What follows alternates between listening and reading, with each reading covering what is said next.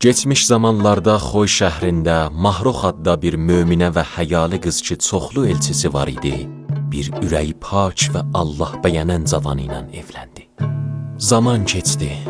Cavanın mali vəziyyəti bir həddə yetişdi ki, təsmim tutdu həccə getsin.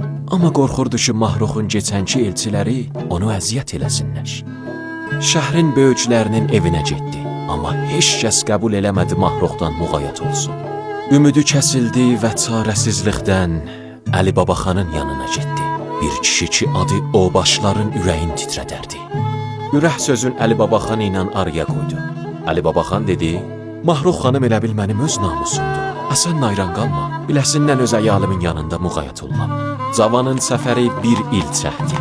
Qaydandan sonra Əli Babaxanın evinə getdi. Amma onun xanımı dedi, ərim Təbrizdədir, onun icazəsi olmasa əmanətizi qaytara bilmərəm. Cavan Təbrizə getdi, dolanıb Əli Babaxanı tapdı. Təəccüblə soruşdu, sən burada neynisən? Əli Babaxan cavab verdi, əmanətimi qəbul elədiyim gün evdən çıxıb Təbrizə gəldim. Qorxurdum gözümdən sahib olanmayan və əmanətivə xiyanət eləyəm. Mən də bir ildir ailəmi görməmişəm. İndi ki gəlibsən, birlikdə Xoya qayıda bilərik.